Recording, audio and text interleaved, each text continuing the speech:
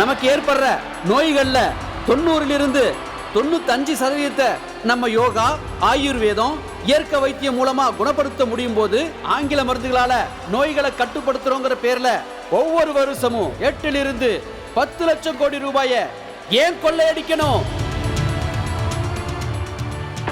வெளிநாட்டுல பதுக்கி வச்சிருக்கிற சுமார் 250 to 300 லட்சம் கோடி ரூபாயை நாம திரும்ப நம்ம நாட்டுக்கே கொண்டு வந்துட்டோம்னா ஒரே நாள்ல இந்தியாவுல ஏழ்மை, பசி, பற்றாக்குறை, கல்வி அறிவு இல்லாம எல்லாத்திலும் இருந்தும் விடுபட்டுடும். நம் பாரத பூமியின் மண்ணில் இவ்வளவு துணிச்சலுடனும் இவ்வளவு பெரிய சக்திக்கு எதிராக இப்படி அறைகூவல் விடுபவர் யார்? நான் ஒரு தனி ஆள் இல்லை, நம் தேசத்தின் பிரதிநிதி. நான் சிறுவன் அல்ல, விலாசமானவன். இத்தனை சமுதாய விழிப்புணர்ச்சியுடனும் இத்தனை ஆழ்ந்த சிந்தனையுமா? எதனால் செய்யப்பட்டவர் இந்த பாபா ராம்தேவ்? என் உடம்பில் என் தேசம் குடிக்கொண்டிருக்கிறது. நான் செய்யும் இந்த சேவை அது கடவுளுக்கு நான் செய்யும் சேவை. என் கடவுள் எப்போதும் எனக்குள் இருக்கிறார், நான் அவருக்குள் இருக்கிறேன். நான் சௌபாக்கியசாலி. அதனால்தான் மகான்கள் வாழ்ந்த இந்த புண்ணிய பூமியில் நான் பிறந்திருக்கிறேன்.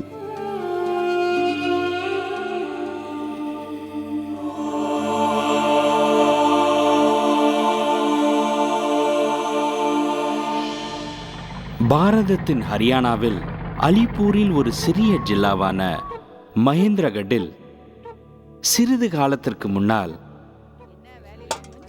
ஒரு சாதாரண குடும்பத்தில் வாழ்ந்தார் விவசாயி ராம்நிவாசும் மாதா குலாப் தேவியுடன்.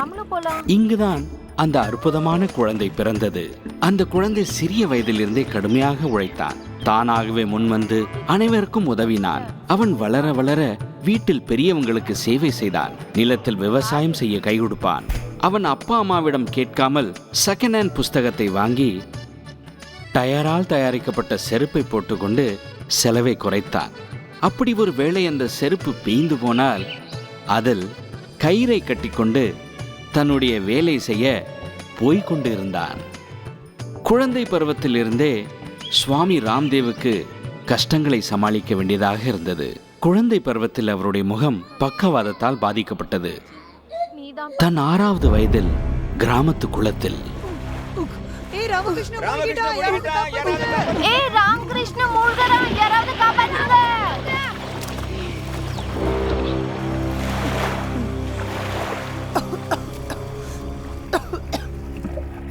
அந்த வயதில் ஒரு முறை தன் சகோதரியுடன் விளையாடி கொண்டிருந்த போது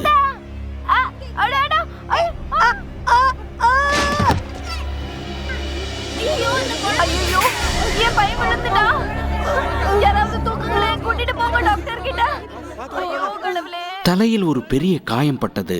கையிலும் கால்களிலும் காயங்கள் உண்டாயின. ஆனால் தைரியத்தை விடவில்லை. மேல இருந்து கீழே விழுந்துட்டான். எனக்கு தோணுச்சு என் குழந்தை பிழைக்கவே மாட்டான்னு. கடவுள் தான் காப்பாத்தினாரு. அவருடைய தாய் தான் அவருடைய தூண்டுகோலாக இருந்தார். நாள் முழுவதும் உற்சாகத்துடனும் நம்பிக்கையுடனும் கடினமாகவும் தானாகவே விரும்பியும் சீரகவும் உழைக்கும் ஒருவர் இருந்ததுடன் கூடவே அகத்தூண்டுதல் போது பாரதத்தின் பல மகான்களே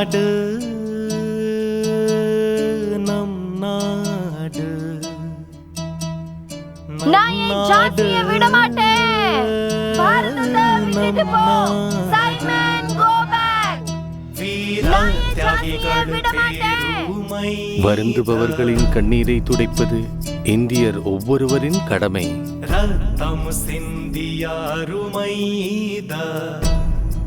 இதைத்தான் உத்தேசமாக கொண்டிருந்தன அவர் பாடல்களும். பாலகன் ராம்தேவ் தன்னிடமே கேட்ட ஒரு கேள்வியும், நம் நாடு நம் பகவான் அந்த ரிஷிகளுக்கும் என்ன மாதிரி தானே 2 கண்கள், 2 கைகள், ஒரு மூளைய கொடுத்திருக்காரு. அப்ப நான் ஏன் என்னாலையும் அவங்கள மாதிரி பெரிய காரியம் செய்ய முடியும்? என்னாலையும் அவங்கள மாதிரி பெரிய காரியம் செய்ய முடியும். இன்னைக்கு உங்க எல்லாருக்கும் முன்னாடி அன்பும் தயையும் கருணையும் நிறைஞ்ச கோமாதாவை பத்தி சொல்ல போறேன், நல்லா கேளுங்க. கோமாதா கதறி சொன்னாள், நானும் வாழ வேண்டும் என்று. கோமாதாவை அறுக்கிறாங்க, கண்டபடி வெட்டி கோமாதாவோட சதைய பிச்சு எடுக்கிறாங்க. நீ எங்க இந்து தேசமே உன் தர்மம் முடிஞ்சு போச்சா? நீ எங்க இந்து தேசமே உன் தர்மம் முடிஞ்சு போச்சா? அந்த கிராமத்திலேயே நோயின் வடிவில் ஒரு அற்புதமான மகானின் சேவைக்கான இடம் தயாராகிறது என்று யாருக்கு தெரியும்?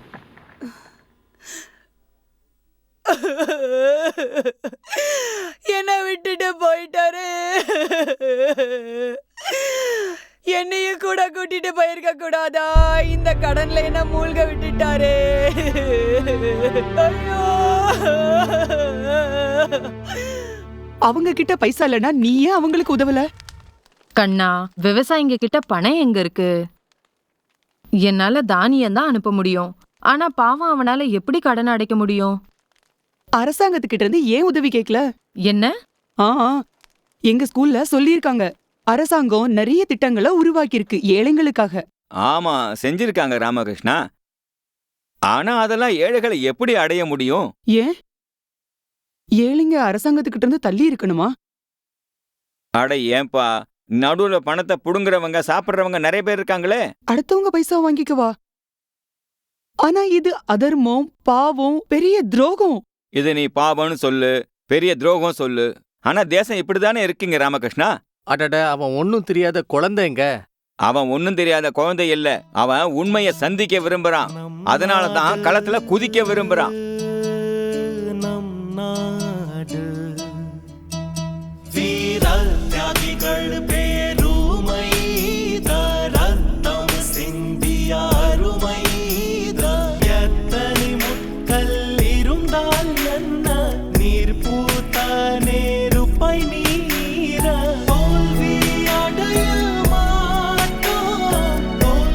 ராம்தேவ் களத்தில் இறங்குவாரா, சமுதாய சேவையில் இறங்குவாரா என்பதை காலம்தான் சொல்ல முடியும்.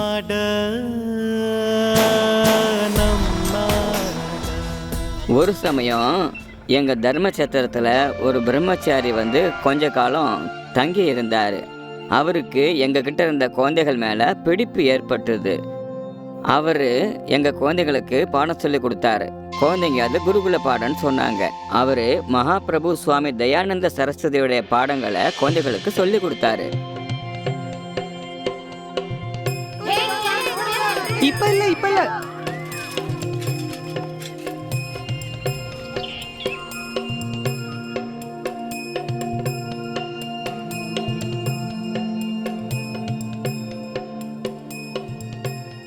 எப்போது இந்த மக்கள் ஜாதி பேதங்களை ஒழிக்கிறார்களோ அப்போதுதான் நம் நாடு முன்னேறும். இந்தியர்களுக்கு ஆங்கிலேயரிடம் இருந்து சுதந்திரம் கிடைத்தது போதாது, ஆங்கிலத்திலும் இருந்தும் சுதந்திரம் கிடைக்க வேண்டும். அதாவது மூட நம்பிக்கை, பெண்ணடிமை போன்றவை. வா சாப்பிடவா? வரேமா. சமூகத்தில் தவறான நடத்தைகள் பெருகுவதைக் கண்டு சுவாமி தயானந்த் சரஸ்வதிஜி மனம் எப்படி வேதனைப்பட்டதோ அதே போலவே பாலகன் ராம்தேவும் மனம் வேதனை அடைந்தார். எப்படி சுவாமி தயானந்த்ஜி சுதந்திர போராட்டம் மற்றும் சுதேசி ராஜ்யத்திற்கான பாடலை முழங்கினாரோ அதே போல பாலகன் ராம்தேவும் நம் தேசத்திற்காக ஏதாவது செய்ய துடித்தார்.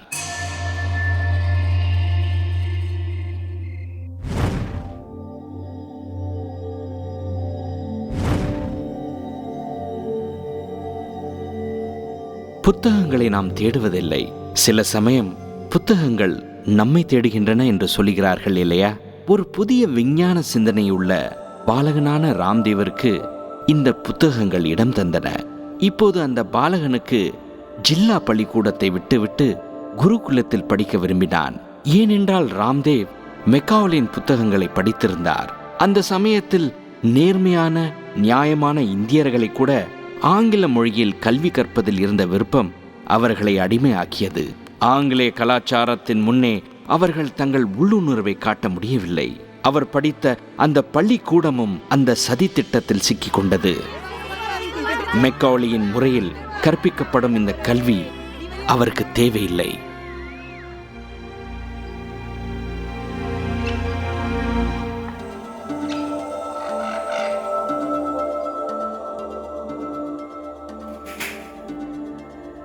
ஒரு நாள் அவர் தன் தாய் தந்தையருக்கு எதையும் கூறாமல் வீட்டிலிருந்து சிறிது பணத்தை எடுத்துக்கொண்டு கிளம்பினார் குருகுலத்தை தேடி.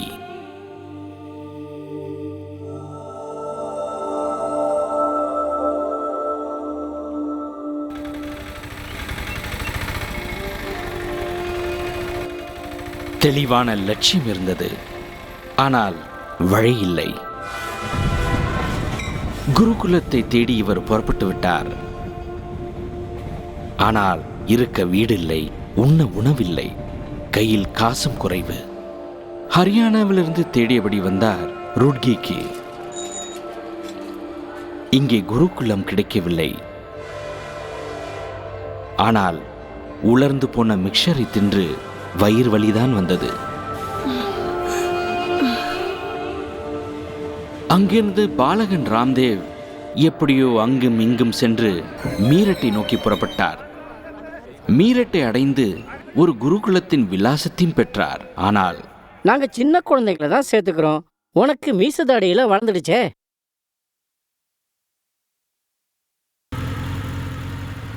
மீரட்டிலிருந்து குருகுலத்தை தேடியபடி அவர் கால்பா குருகுலத்தை அடைந்தார். ஆனால் நாங்க பெரிய மாணவர்களை தான் சேர்த்துக்கிறோம், ஆனா உங்களுக்கு தாடி மீச கூட முளைக்கலையே.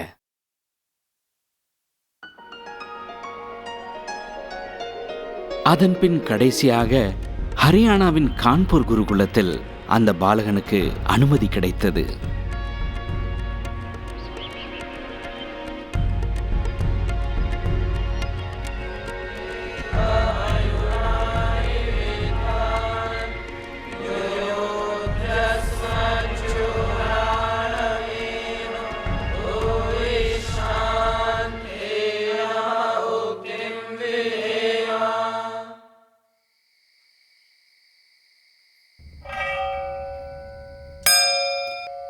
எழுந்திருங்கள் ஆரிய வீரரே. வணக்கம் குருதேவா. இதுதான் எழுந்து கொள்வதற்கான நேரம். அதன் பின் பாலகன் ராம்தேவ் ஆசிரம வேலைகளில் தன்னை இணைத்துக் கொண்டார்.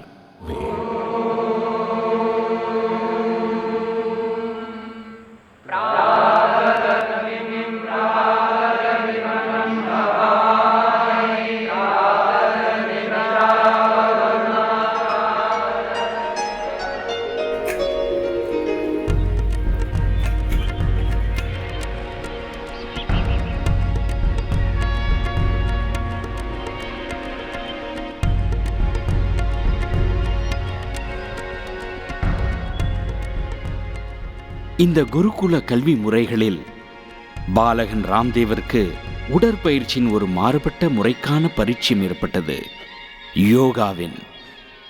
இதுவே பிற்காலத்தில் இந்த பாலகனின் அடையாளமாக ஆகி போனது.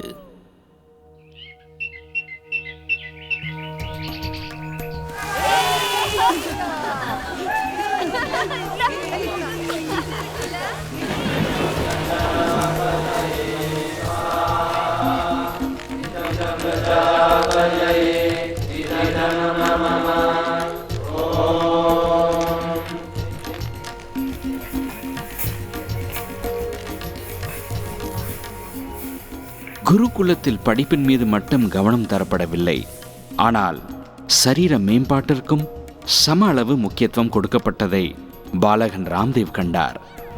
மேலும் சேவையிலும் பாடம் கற்பிக்கப்பட்டது. அதனால் பெரிய பெரிய வேலைக்காக தயாராகும் போது மாணவர் சிறிய சிறிய சேவைகளுக்கு மறக்கக்கூடாது. பெரிய ஆளாகும் முயற்சியில் அலட்சியமாக நடந்து கொள்ளக்கூடாது.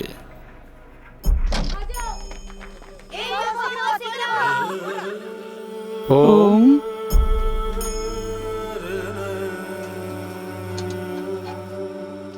ரொம்ப நன்றி.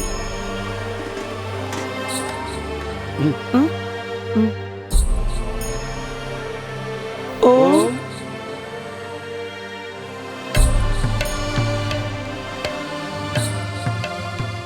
பற்றாக்குறை, விடாமுயற்சி மற்றும் போராட்டங்களில் மூழ்கியே வாழ்க்கை ஜொலிக்க ஆரம்பிக்கிறது. எனவே எங்கள் குருகுல கல்வி முறையில் நம்முடைய முன்னோர்களான ரிஷி முனிகளின் மூலம் மாணவர்கள் இல்லாமை, விடாமுயற்சி மற்றும் போராட்டங்களில் சிக்கி தவித்தாலும் அதனால் வாழ்க்கையின் போராட்டங்கள் மற்றும் எதிர்ப்புகளின் நடுவில் வெற்றியின் சிகரத்தை எட்ட முடிகிறது. எனக்கோ முனிவராக வேண்டும். என்ன ஆச்சு பிரம்மச்சாரி? ஒன்றுமில்லை குருஜி, குளிரிலிருந்து விடுபெற முயற்சிக்கிறேன். நீங்கள் தானே கூறினீர்கள், யாரை முனிவராக விரும்புகிறீர்களோ அவர்கள் குளிரிலிருந்தும் வெப்பத்திலிருந்தும் பாதுகாத்துக் கொள்ள முயற்சி செய்து கொண்டிருந்தேன். என் பிரம்மச்சாரி எவ்வளவு பொறுமையாக இருக்கிறார். உன்னுடைய சங்கல்பம் எப்போதும் நிறைவேறட்டும். இதுக்காகத்தான் நீ ஜென்மம் எடுத்தியா என்ன? இதுக்காகத்தான் வீட்டை விட்டு ஓடி போனியா? சொன்னது காது கேட்கலையா? வீட்டுக்கு திரும்பி வா. நான் கேட்கிறேன், அந்த ஸ்கூல் பாடத்துல என்ன குத்தத்தை கண்டுபிடிச்சிட்ட? நிறைய இருக்குப்பா. பயமுடு. உனக்கு உங்க அம்மா ஞாபகம் கூட வரலையா என்ன? நிறைய வந்ததுப்பா. உங்களோட ஞாபகமும் பரமேஸ்வர ஞாபகமும். அப்படி உனக்கு ஞாபகம் வந்துச்சுன்னா என்ன ஏன் தலைகுனிய வச்ச?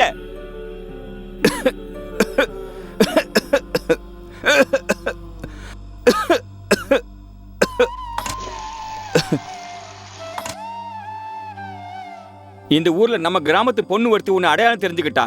அப்பதான் நீங்க இருக்கன்னு எங்களுக்கு தெரிஞ்சது. அம்மா சொன்னா ராமநிவாசில சாப்பாடு நல்லா இல்லைன்னா நாங்க அனுப்பி வைக்கிறோம்னு சொல்லுங்க. பையனை பிச்சை எடுக்க வேண்டாம் சொல்லுங்கண்ணா.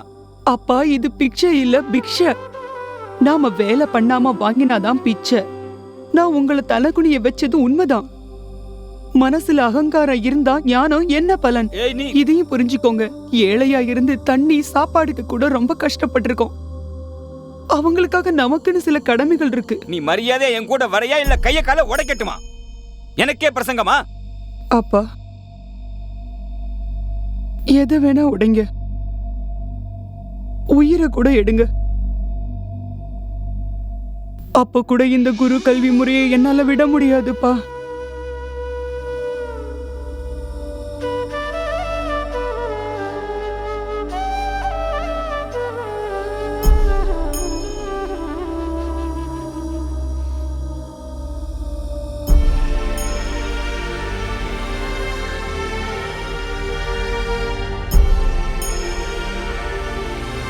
இவனை நான் எங்க போய் தேடுவேன்னு நான் கவலைப்பட்டேன்.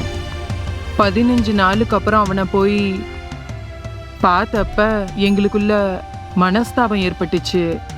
இந்த தேசத்துக்காக நல்ல காரியம் செய்ய போறேன்னு சொன்னான். நீ அழாத, நீ எனக்கு ஆசீர்வாதம் கொடுன்னா. நான் எதை செஞ்சாலும் நல்லதா செய்வேன்னா. இப்படியாக தில்லியின் கௌதம் நகரின் குருகுலத்தில் இவரைப் போலவே ஒரு மனம் குழம்பிய பாலகனான பாலகிருஷ்ணன் கல்வி பயின்று கொண்டிருந்தான். இது போன்ற குருகுலத்தின் உழைப்பு அதிகமான சூழ்நிலைக்கு குழந்தைகளை அவர்களுடைய தாய் தந்தையார் அனுப்பினார்கள். ஆனால் குழந்தை பாலகிருஷ்ணனும் பாலகன் ராம்தேவை போல தானாகவே மற்றொரு பள்ளிக்கூடத்தை விட்டுவிட்டு இங்கே வந்து சேர்ந்திருந்தான். இந்த கெட்டிக்கார பாலகனும் தன் வீட்டில் யாரிடமும் சொல்லாமல் குருகுலத்திற்கு வந்து சேர்ந்தான். குருகுலத்தில் சேர்வதற்கான பணத்திற்கு அவன் வேறெங்கிருந்தோ ஏற்பாடு செய்திருந்தான். பாலகன் ராம்தேவருக்கு மிகவும் பிடித்த வார்த்தை எப்படி ஏனாக இருந்ததோ, இந்த பாலகனுக்கும் அப்படியேதான். அவனும் அடிக்கடி ஆசிரியர்களிடம் கேள்வி கணைகளை தொடுத்தான். மதிப்பிற்குரிய குருவே, கலாச்சார பாடத்தில் ஸ்ருங்காரம் பாடம் ஏன் வந்தது? ஏனென்றால் சுவாமி தயானந்த சரஸ்வதி கூறினார், மாணவர்களின் கவனத்தை கலைக்கும் விஷயத்திலிருந்து விலகி இருக்க வேண்டும். இரண்டாவதாக, இன்றைய பரீட்சையில் ஒரு மாணவன் பார்த்து எழுதினான். அது என் மனதை புண்படுத்தியது. யாராவது பரிகாசம் அல்லது தவறான காரியத்தை செய்தால் அவனுக்கு கடவுள் தண்டனை தருவார். அதை பத்தி கவலைப்பட வேண்டிய அவசியம் இல்ல. இந்த தூண்டுதலின் விளைவாக என்ன நடந்தது என்றால், அவர் இந்த குருகுலத்தை விட்டுவிட்டு இன்னொரு குருகுலத்தை தேடும்படி ஆனது.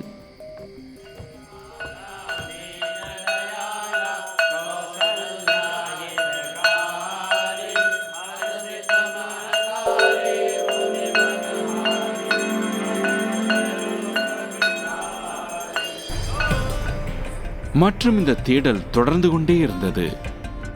ஆனால் இதனால் கிடைத்த ஒரு பலன் என்னவென்றால் அவருக்கு வெவ்வேறு முறைகளை அறிந்து கொள்ள வாய்ப்பு கிடைத்தது. இந்த தேடலில் இருந்து கிடைத்த இன்னொரு லாபம் என்னவென்றால், இப்படியாக அவர் ஹரியானாவின் கான்பூர் குருகுலத்தை வந்தடைந்த போது அவருக்கு பாலகன் ராம்தேவின் அறிமுகம் ஏற்பட்டது. விரைவிலே இது நட்பாக மாறியது. சகோதரரே, நீங்க எவ்வளவு கடினமா உழைக்கிறீங்க. இங்க எவ்வளவு நாளா இருக்கீங்க? அதாவது ஜில்லா ஸ்கூல்ல விட்டதுல இருந்து இந்த குருகுலத்துல தான் இருக்கேன். நான் இது வரைக்கும் 3 தடவை மாத்திட்டேன். ஏன் மனசு நிலையா இல்லையா? சில கேள்விகளுக்கு பதில் கிடைக்கல, அதனால மனசுல குழப்பம் ஏற்பட்டது. அப்புறம் வன்முறைய பார்த்தா மனசு நிலை இல்லாம தவிக்குது. அநியாயத்தை என்னால ஒருபோதும் சகிச்சுக்க முடியாது. வணக்கம் பெரியப்பா. நல்லா இருங்கப்பா. வா வா வா வா வா. பாலகிருஷ்ணா, குருகுலம் போனதுமே உனக்கு படிக்கிறதுக்கு ஒரு புக்கு தருவேன்.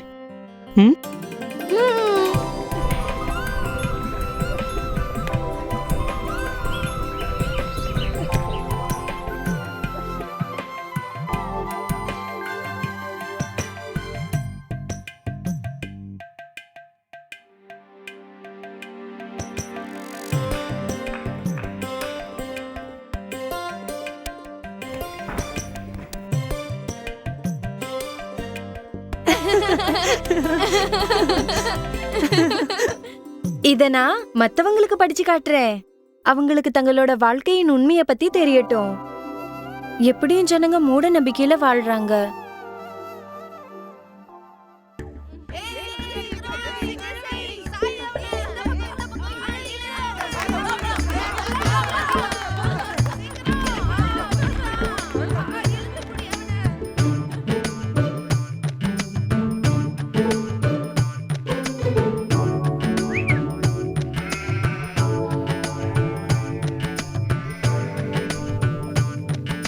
அங்க பாரு பாலகிருஷ்ணா.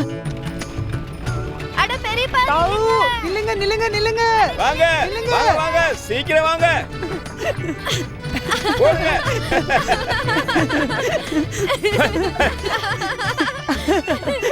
कातीचीद लष्ट सहायक प्रथमा टू न धातु लग्य धातु ते.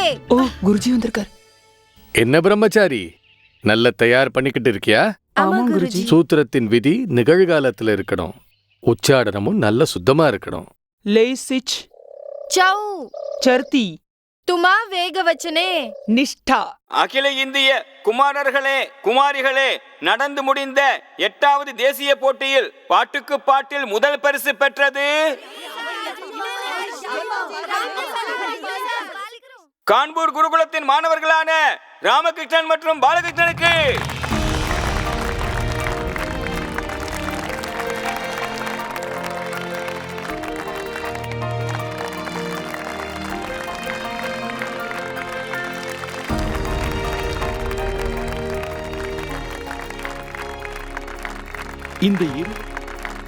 இந்த இருவரின் நட்பு மேலும் மேலும் இறுக்கமாகிக் கொண்டிருந்தது. குழப்ப நிலையில் இருந்த பாலகிருஷ்ணன் வேறு எதையாவது தேடி புறப்பட்டால் கூட அதனை கடிதம் மூலமாக தன் நண்பன் ராமகிருஷ்ணனுக்கு விளக்கி எழுதிவிட்டு போவது வழக்கமானது. இது என்ன போன ஜென்மத்தில் ஏற்பட்ட உறவா அல்லது நிறைவேறாத காரியம் ஏதாவது இவர்கள் இருவராலும் சேர்ந்து நிறைவேற இருக்கிறதா? இப்படியே அந்த சமயத்தில் இது எப்படி தெரியும்? மனம் அங்கும் இங்கும் அலைப்பாய்ந்து கொண்டிருந்தது. எனக்கு தெரிஞ்சிடுச்சு, நான் என்னவா அவன்னு. வேகமா ஓடுறவனா அவன், யாராலையும் பிடிக்க முடியாது. அட அதன் பின் சிறிது நேரத்திலேயே இந்த மனம் தோல்வியும் அடைந்தது.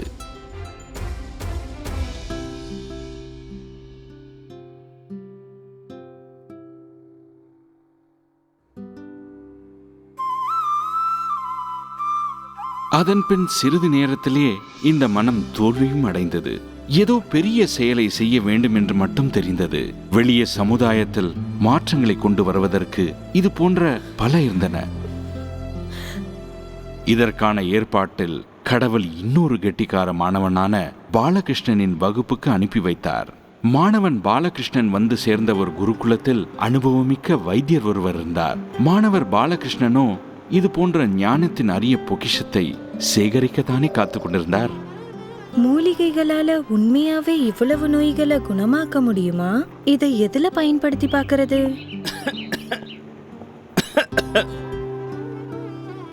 இங்க வேத பாடம் சொல்லி கொடுக்க உட்கார வச்சா நீ இங்க என்ன இடிச்சுக்கிட்டு இருக்க? மூலிகைகள் ஆயுர்வேதமும் வேதத்தோட ஒரு அங்கம் தானே குருஜி. இயற்கையை பற்றி அறிந்து கொள்ள எண்ணிய மாணவன் பாலகிருஷ்ணன். ஆனால் ஆயுர்வேத மூலிகைகளுக்கு அறிவை மட்டும் வைத்துக்கொண்டு யாரும் நல்ல வைத்தியராகிவிட முடியாது.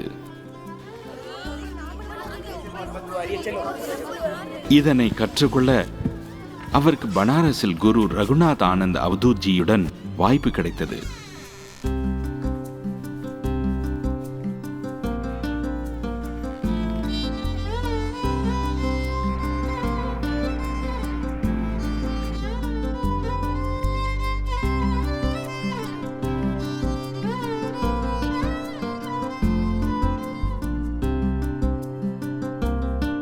கொடுங்க குருஜி.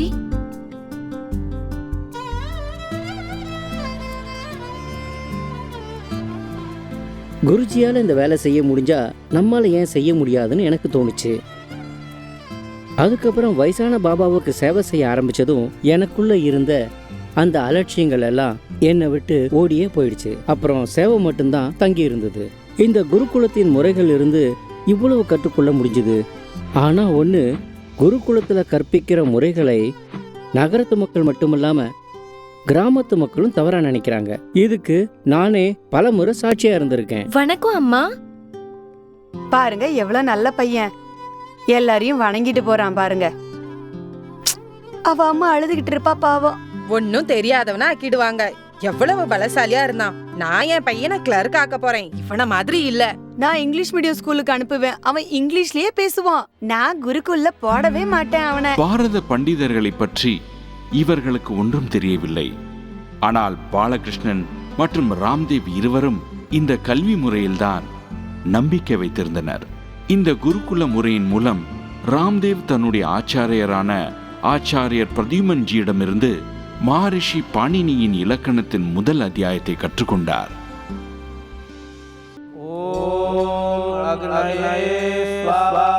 அதன் பின் குருகுல வாழ்க்கையில் குரு ஆச்சாரிய பல்தேவ்ஜியிடமிருந்து இலக்கணத்துடன் வேத பாடத்தையும் கற்றுக்கொண்டார். அதன் பின் ராமகிருஷ்ணன் ஆச்சாரிய ராம்தேவானார்.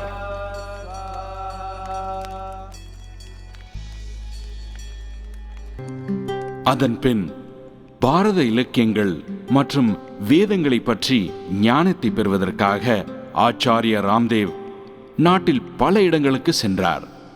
சில சமயம் தென்னிந்திய வித்வான்களிடமிருந்தும் சில சமயம் சௌராஷ்டிரா மகாராஷ்டிரா வேத வியாசர்களிடம் சென்றார். பல யோகிகளிடமிருந்து யோகத்தை பற்றி விவரங்களை அறிந்து கொண்டார்.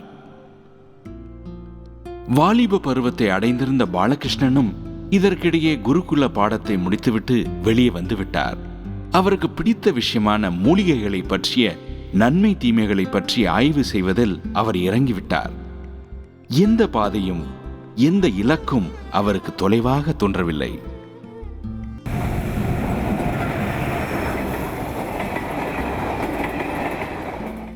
எங்கேயாவது ஒரு நோயின் சிகிச்சையை பற்றி தெரிந்தால் அந்த இடத்திற்கு புறப்பட்டு சென்றார். இமயமலையில் அமர்ந்திருக்கும் சாதுக்களிடமிருந்து பசியையும் குளிரையும் குறைக்கக்கூடிய மூலிகைகளை பற்றி தெரிந்து கொண்டார். அங்கிருந்த வைத்தியர்களிடமிருந்து லிவர் மற்றும் மைக்ரேன் நோய்களை குணமாக்கக்கூடிய மூலிகைகளை பற்றி தெரிந்து கொண்டார்.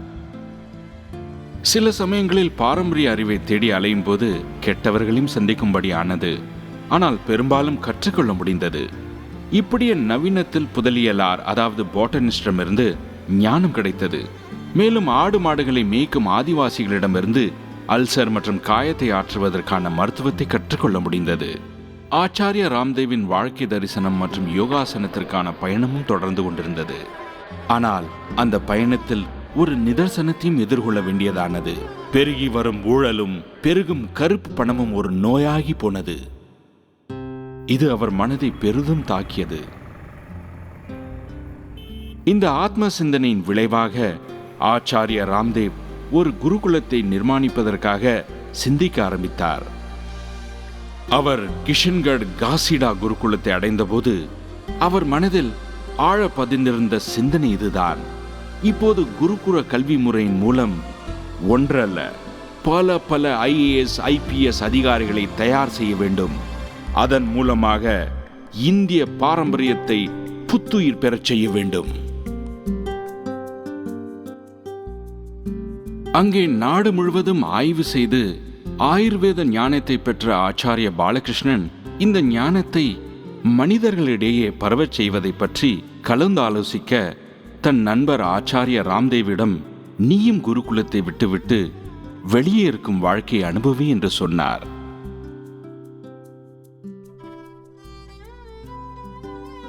ஆச்சாரிய ராம்தேவும் அப்படித்தான் நினைத்துக் கொண்டிருந்தார்.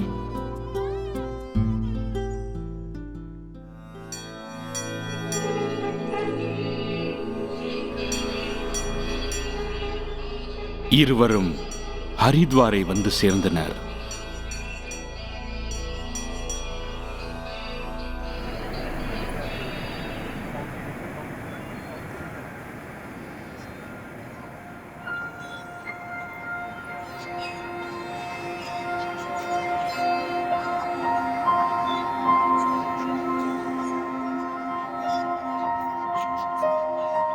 அங்கே இருவரும் நேராக சமூக சேவையில் இறங்கினர். இதை விடுங்க, நீங்க என்ன செய்றீங்க? இது ஏன் வேலைனா? இது ஏன் வேலை? நீ குடியிருக்கிற இடத்தோட சுத்தத்தையும் தாண்டி அக்கறையும் காட்டணும். சரி, இது ஏன் பொறுப்பு. நீங்க கவலையப்படாதீங்க, நான் எல்லாத்தையும் சுத்தமா வச்சுப்பேன். மகாராஜ், அதோ அந்த அம்மாவையும் கவனிக்கலாம். வாங்க வாங்க போலாம். அட அவங்கள சீக்கிரம் நிறுத்துப்பா, நான் அவங்கள்ட்ட பேச விரும்புறேன். போறேன். வணக்கம் மகாராஜ், உங்களை சந்திக்க குருஜி வந்திருக்காரு. வாப்பா. வணக்கம் பாபா. வணக்கம் வணக்கம். வணக்கம் பாபா.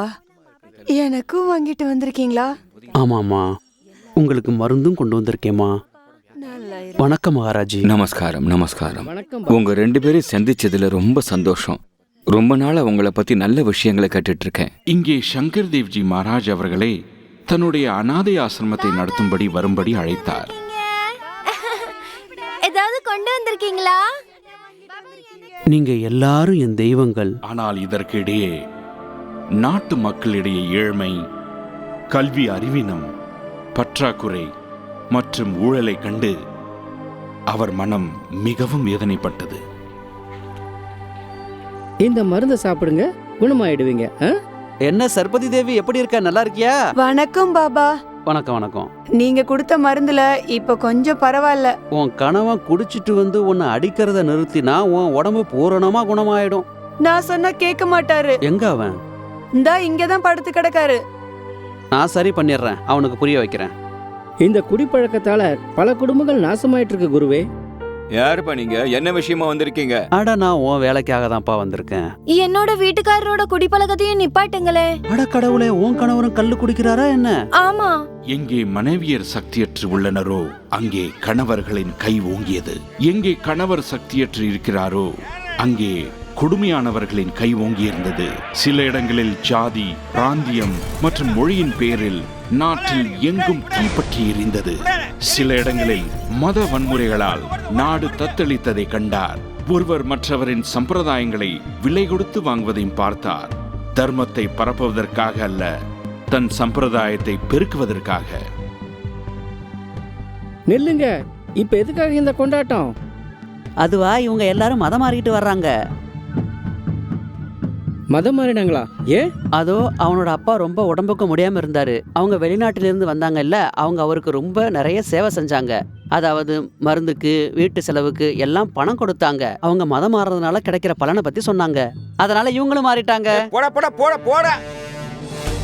இன்னொரு பக்கம் ஊழல், குற்றம், பலாத்காரம் போன்றவற்றை பற்றி கேட்டதும் மனதில் வேதனை பொங்கி எழுந்தது. இந்த நோயில் இருந்து எழும்பிய ஆக்ரோஷத்தில் நம் ஆற்றலே அழிந்துவிடும் என்று தோன்றியது. எப்போது இவ்வளவு பிரச்சனைகளை சந்திக்க வேண்டிய நிலைமை இருக்கிறதோ அப்போது ஆத்ம சக்தியை அதிகரிக்க வேண்டும். மற்றவர்களை தூண்டுவதற்கு முன் நம்மை நாமே தூண்டிக் கொள்ள வேண்டும்.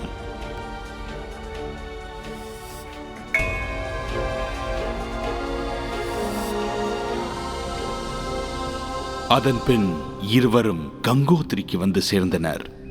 பாரதத்தின் தவபூமி, கங்கை தோன்றிய இடமான கங்கோத்ரி. இங்கே இன்றும் ஆங்காங்கே புண்ணிய ஆத்மாக்கள் இருக்கின்றனர். அவர்கள் கடுமையான தவத்தில் அமர்ந்திருக்கிறார்கள், ஆத்மாவை மேம்படுத்துவதற்கான ஆசையுடன்.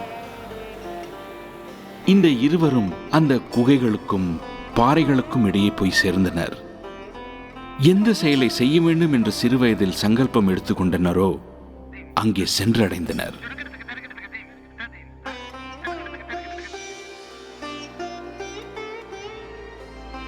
அஞ்ஞானத்தில் புகுந்துதான் ஞானத்தை பெற வேண்டும். ஏனென்றால் எந்த சிந்தனையும் இல்லாத நிலையில்தான் தெய்வீக சிந்தனை தோன்றுகிறது. தன்னையே தன்னால் வெல்ல முடிகிறது. ஏனென்றால் யார் வாலிப வயதில் தன் உணர்வுகளை வசதியான வாழ்க்கையிலிருந்து மேலே வந்து நற்குணம், சத்தியம், கட்டுப்பாட்டுடன் யோக வழியில் அடைக்கிறார்களோ அவர்கள்தான் தங்கள் லட்சியத்தை அடைவார்கள். யாரால் உணர்ச்சிகளை கட்டுப்படுத்துகிற தன்மையும் மற்றும் ஞானத்துக்கான பசியும் என்னுடைய சின்ன வயதிலிருந்தே இதயத்தில் குடிக்கொண்டிருந்தது. அதுவும் எனக்கு 10 வயதாகும் போதே இருந்தது. பிறகு சமுதாயத்தை சரி செய்வதற்கான எண்ணமும் சின்ன வயதிலிருந்தே என் இதயத்தில் இருந்தது. அப்பா, நீங்க பீடி குடிக்கிறத விடலைன்னா நான் இன்னிலேருந்து சாப்பிட மாட்டேன்.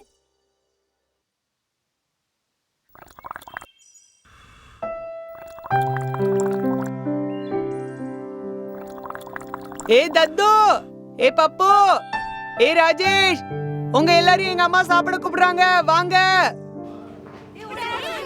சரியான சேட்டைக்கார பையன், ஒழுங்கா சாப்பிட மாட்டான். காலையில சாப்பாடை சாயங்காலம் சாப்பிடுவான். என்ன பையனோ.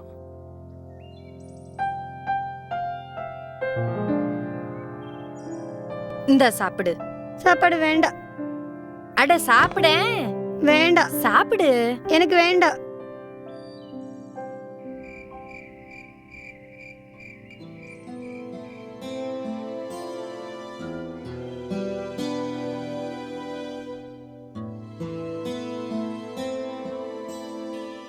இந்த பௌர்ணமி அன்னைக்கு பாபா பக்ஷிதாஸ் கோவில்ல சத்சங்கம் இருக்கு. அன்னைக்கு விட்டுடுறேன் ஹுக்கா பீடி ரெண்டையும். எப்பயாவது சாப்பிடுப்பா கண்ணா.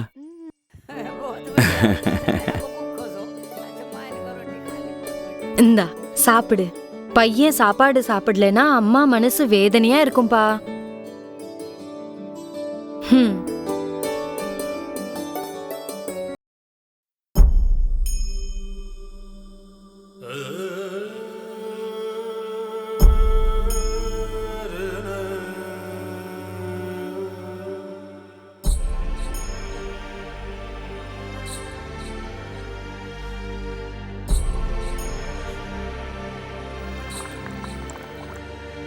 இந்த நீயும் கொஞ்சம் பிடிப்பா.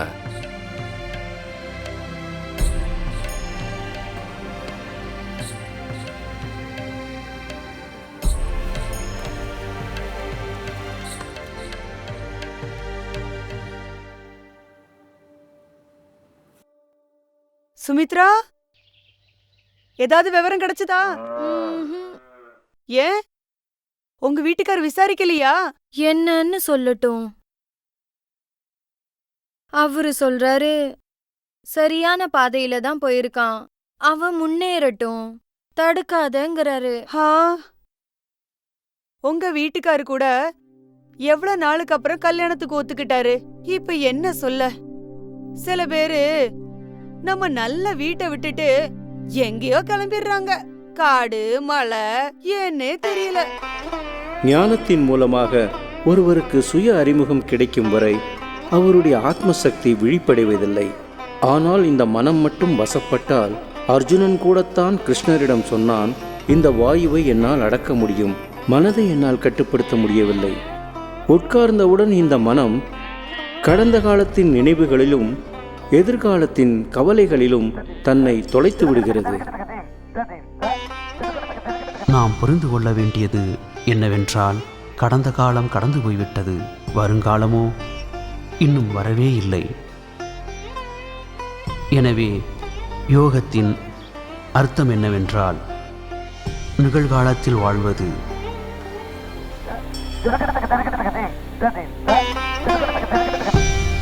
மற்றும் நிகழ்காலத்தில் வாழ்ந்து வாழ்க்கையை கொண்டாட வேண்டும்.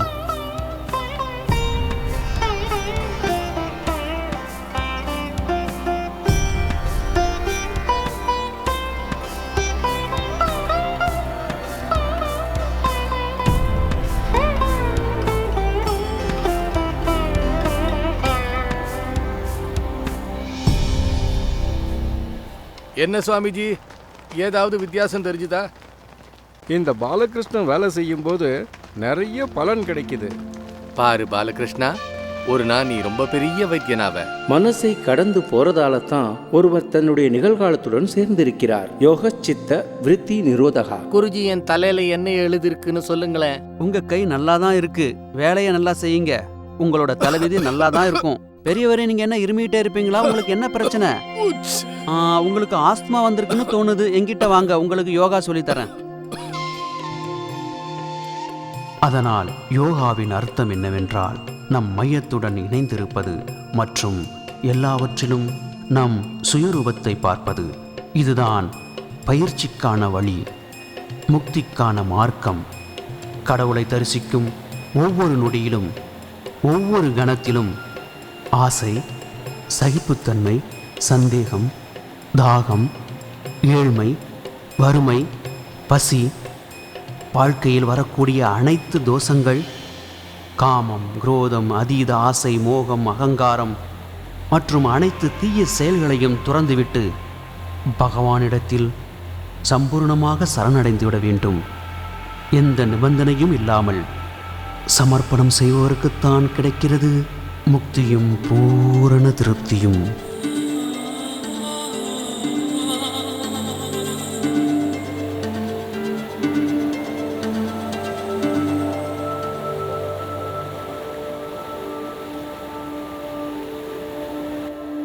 என்ன சகோதரரே, எப்படி இருக்க?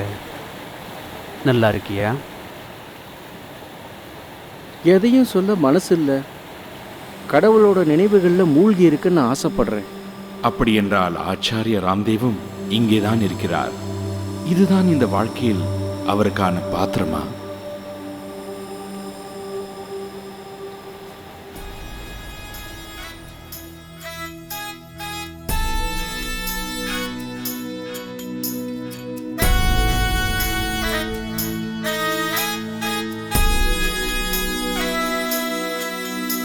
இருளில் ஒளியை ஏற்றுவோம் நாம்.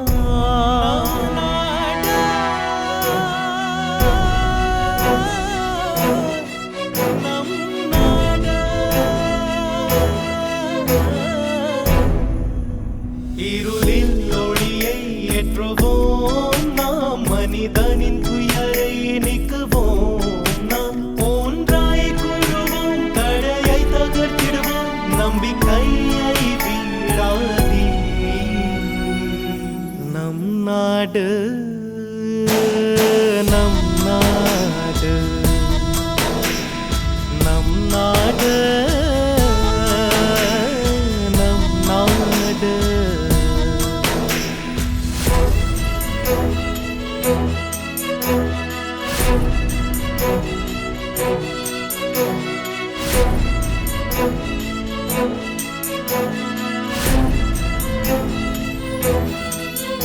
ஒளி வீசும் நாடாயாக்குவோம் என்றார் நம் நாடு. ஒளி வீசும் நாடாயாக்குவோம் என்றார், முளை மூடுக்கெல்லாம் ஒளி ஏற்றிடுவோம். பேராசையில் குருடாய் வெள்ளையாகி பணம் கருப்பாய் நிறைய சுருட்டி வீட்டா நம் நாட நம் நாட. ஓம் சகோதரரே பாலகிருஷ்ணா, நான் ஒன்னு நினைக்கிறேன். சகோதரா, பேசித்தான் ஆகணும். நாம ஏதாவது செஞ்சுத்தான் ஆகணும். ஒருவருக்கு தன்னிலை தெரிந்த பின் அவருக்கு ஒரு சக்தி பிறக்கிறது அல்லவா? இந்த இருவரும் சேர்ந்து அந்த சக்தியை சமுதாயத்தில் கொண்டு வர வேண்டும். இந்த துறவியை மீண்டும் சமுதாயத்துடன் இணைக்க வேண்டும் என்று தோன்றியது. ஏனென்றால் பாரத தாய் அழைக்கிறார் இப்போது அவரை. இந்த முறை வித்தியாசமாக ஏதாவது செய்வதற்காக அழைக்கிறார். இனி நடக்கவிருக்கும் ஆன்மீக யாத்திரையில் இந்த சேவையுடன் சேர்ந்து செய்ய வேண்டும் என்று தோன்றியது.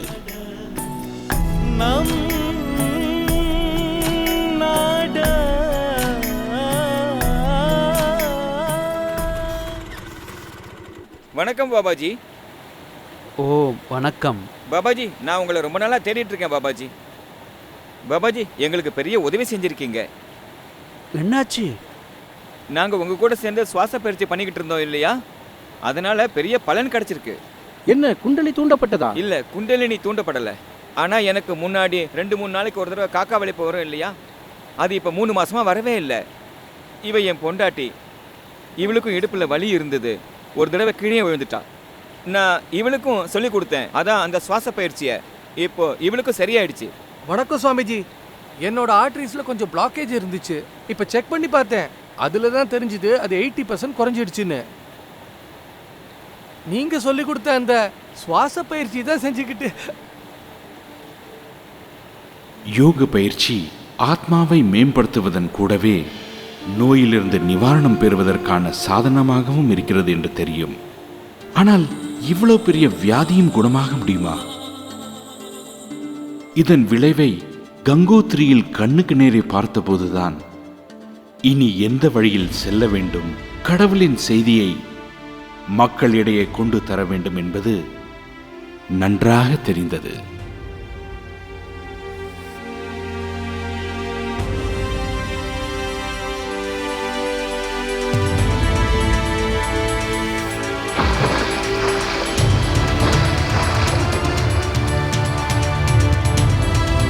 ஹே பகவான், ஹே கங்கா மாதா, உங்கள் புதல்வனாகிய நான் இன்று சங்கல்பம் எடுத்துக் கொள்கிறேன்.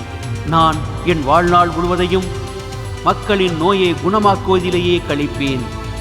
இந்தியாவை ஆரோக்கியமாகவும் நோயற்றதாகவும் செழிப்பாகவும் மாற்றுவேன். என் முன்னோர்களின் பாரம்பரியத்தை என் மக்களிடையே தூண்டி அவர்களை அதற்குரிய மரியாதையை தரும்படி செய்வேன்.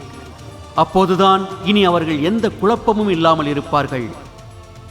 இதுதான் என் வாக்குறுதி. ஜனனி தாயே, உன்னிடம் வாக்கு தருகிறேன்.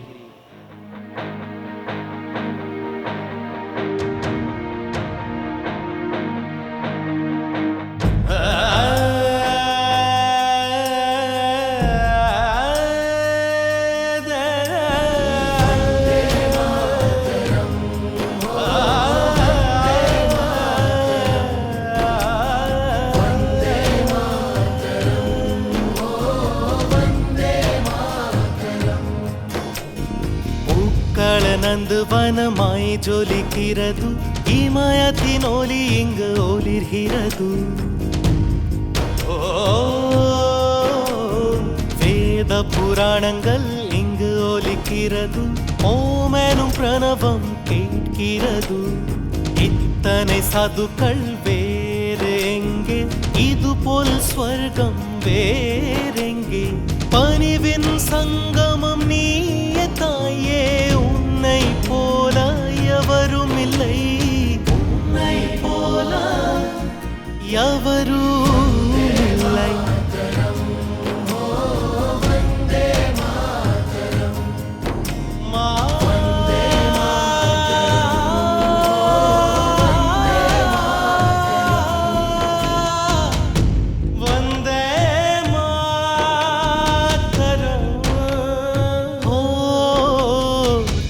தனி மனிதனை தேடி சென்று தன் மானத்தை எழுப்பிடுவோம். பாளங்கள் பாடிடுவோம் பாரத தாயே உனக்காக ஜாதி பேதங்கள் ஒழித்திடவும் உனக்காக ஓ அம்மா சஞ்சீவனியை தேடி செல்வோம் பாரத தாயே உனக்காக வாழ்வும் சாவும் உனக்காக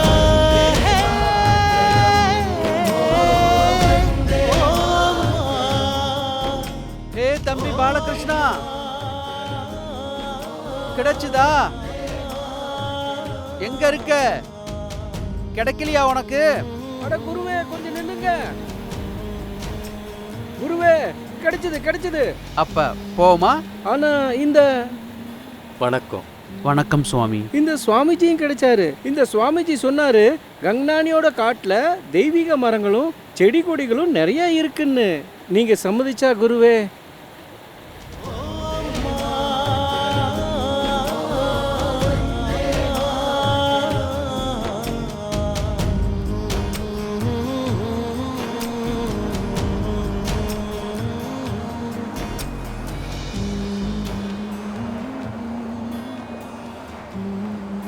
வணக்கம் சுவாமி. குருவே வணக்கம். குருவே, நீங்க எங்கிருந்து வரீங்க? குருவே, நீங்க எங்க போறீங்க? ஹரியோம் தத்சத். மீதி எல்லாம் சும்மா. களத்தில் என்னவோ இறங்கி ஆகிவிட்டது. ஆனால் மனதை இந்த இமயமலையிலே விட்டுவிட்டு செல்கிறேன். உண்மையான சந்நியாசிகளுக்கு அருகில், கங்காவோட இந்த வேகத்தில், தபோவனத்தோட இந்த விசாலத்தில், இந்த பரிசுத்தத்தில் ஒவ்வொரு கணமும் இங்கே பரமாத்மா இருக்கிறார் என்று நமக்கு தெரிவிக்கிறது.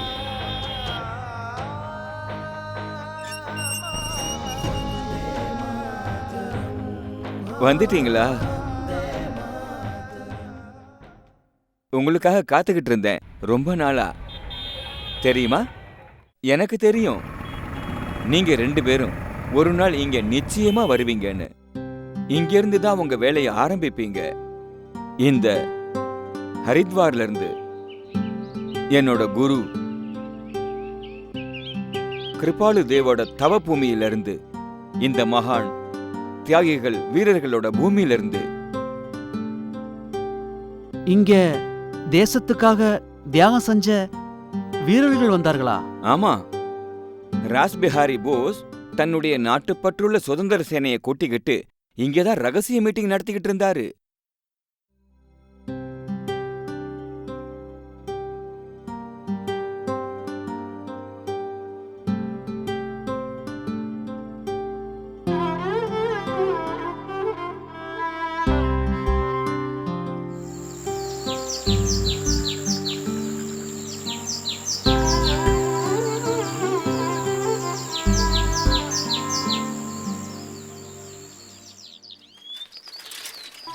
சுவாமிஜி, இந்த பேனர் நல்லா இருக்குல்ல? ரொம்ப நல்லா இருக்கு. அப்ப மாட்டட்டுமா?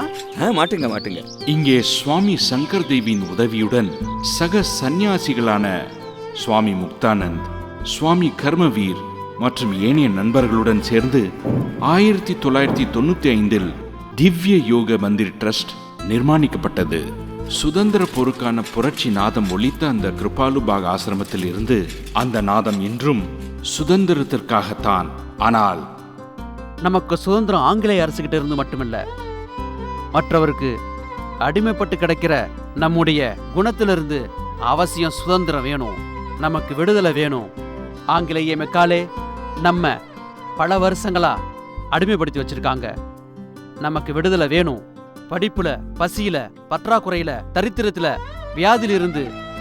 பாத்தீங்களா, நான் உங்களுக்கு கொடுக்கும் இந்த அறிவு நான் கண்டுபிடிச்சதில்லை. இது நம்ம மூதையார்கள், ரிஷி முனிவர்கள்கிட்ட கத்துக்கிட்ட யோகாவையும் ஆயுர்வேதத்தோட அறிவையும் நான் உங்களுக்கு ஞாபகப்படுத்திக்கிட்டு இருக்கேன். கிருபாலுபாக் ஆசிரம் இது போன்ற முக்கிய விஷயங்களுக்காக போர்க்களமானது. இப்ப நாம செய்யலாம் புஜங்காசனத்துக்கு அப்புறம் பிராணாயாமம். பார்த்தா இந்த பிராணாயாமம் ரொம்ப எளிமையானதுன்னு தோணுது. ஆனா இதுல எல்லா பிரச்சனைகளுக்குமான தீர்வு கிடைக்குது.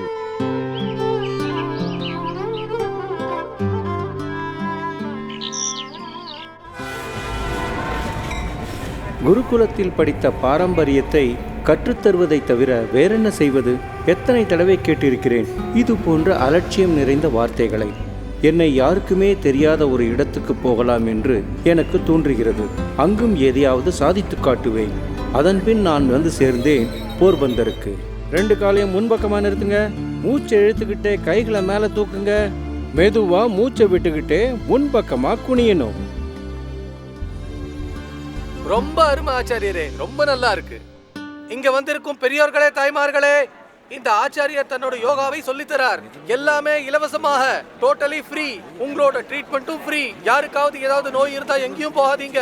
ஆச்சாரியர்கிட்ட சொல்லுங்க, நான் கேரண்டியோட சொல்றேன், உங்க நோய் குணமாயிடும். இதோ பெரியவரே, நீங்களும் சொல்லுங்களேன் உங்க ஆர்த்தரைட்டிஸ் பத்தி. வணக்கம். அடே, எனக்கு என்னப்பா அதெல்லாம் தெரியும், வைத்தியருக்கு தான் தெரியும். புரிஞ்சுக்கப்பா. அஸ்ஸலாமு அலைக்கும். சொல்லு அப்துல். எனக்கு தோன்றது நிஜமாவே நீங்க ஒரு பீர் பாபான்னு. ஏன், என்னாச்சு சார்? அது நீங்க சொன்னீங்களே அக்யூப்ரெஷர். அக்யூப்ரெஷர். ஆமா ஆமா ஆமா. அதால என் குதிக்கால இருந்த வலி முழுக்க சரியா போயிடுச்சு. சொன்னா நம்ப மாட்டீங்க, ஒரு இடத்துல நிற்க முடியாம இருந்தது. அப்படியா? வியாபாரமும் நஷ்டமாக்கிட்டு இருந்துச்சு. ஆனா சார், நீங்க சொன்னீங்களே அந்த மருந்து, அது மார்க்கெட்ல கிடைக்கவே மாட்டேங்குது. இது உண்மைதான் சாமி. இந்த மருந்துகள் கிடைக்கவே மாட்டேங்குது. இந்த மருந்துகள் மார்க்கெட்ல இல்ல. நான் என்ன பண்ணட்டும்? அப்படின்னா எனக்கும் கொடுங்க அக்யூப்ரெஷர், அப்புறம் மருந்து எழுதி கொடுத்துருங்க. அப்படின்னா சரி. சுத்தமான ஆயுர்வேத மருந்து மார்க்கெட்ல கிடைக்கலன்னா அப்ப அந்த மருந்தை நீங்களே ஏன் தயாரிக்க ஆரம்பிக்க கூடாது? எப்படி? எங்கிருந்து? இங்கேயே கிருபாலுபாக் ஆசிரமத்துல இருந்து. வேற எங்க இருந்து? என்ன, தயார் தானே? ஆமா, எப்பவுமே. எனக்கு தெரியும். அதுக்காக தான் உனக்காக காத்துக்கிட்டு இருந்தேன். எனக்கு இன்னொன்னும் தெரியும். இந்த நாடு உனக்காக காத்துக்கிட்டு இருக்கு.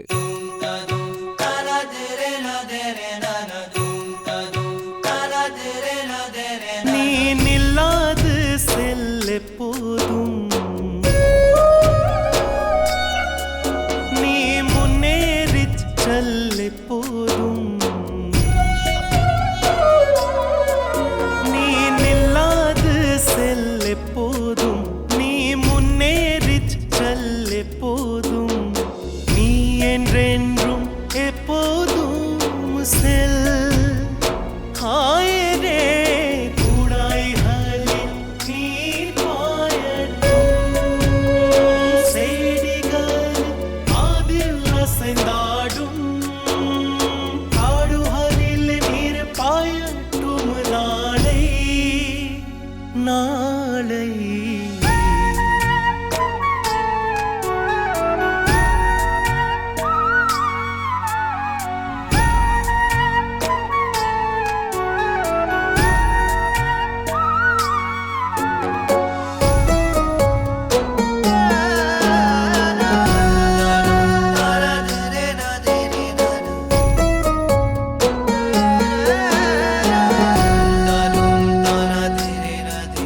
உன் கால்கள் நடக்கட்டும், வெப்பத்தை மறக்கட்டும், உறுதி மனதில் இருக்கட்டும், பயமில்லா கனவு வரட்டும், பலவீன பலம் பெறட்டும், இது போன்ற சமூகம் வரட்டும் வரட்டும்.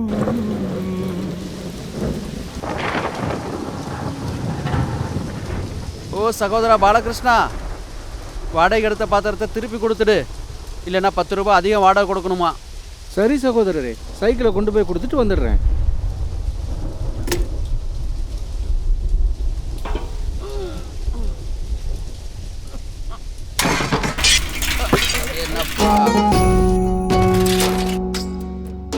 பொறுமை இழந்தாள் எப்படி, தைரியம் இழந்தாள் எப்படி, தன்னை தானே தியாகம் பாவம் செய்துவிட தன்னை தானே நீ ஊக்கிவிட நீ ஒரு ஆட்டம் போல பறந்திட நீ தீர பொன்னி மீன்னிடுவாய் ஹாயரே நீ நில்லாது செல்ல போதும்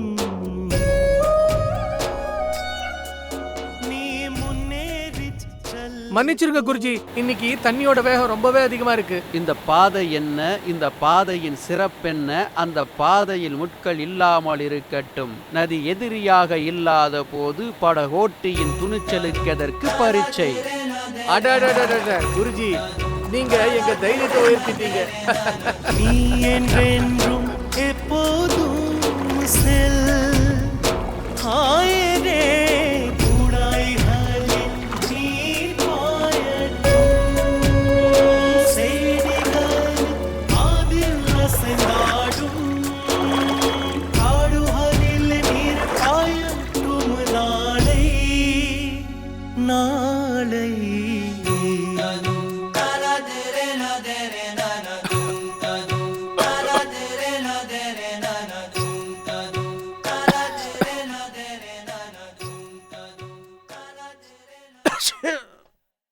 சகோதரரே, உங்க உடம்பையும் பார்த்துக்குங்க.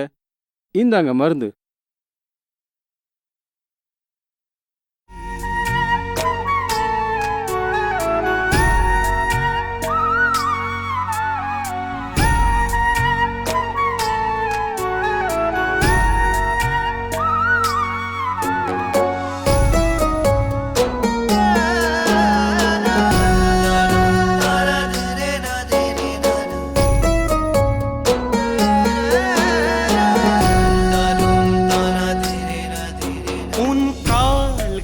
நடக்கட்டும் வேப்பத்தை மறக்கட்டும் உறுதி மனதில் இருக்கட்டும் பயமில்லா கனவு வரட்டும் பலவீன பலம் பெறட்டும் இது போன்ற சமூகம் வரட்டும் வரட்டும்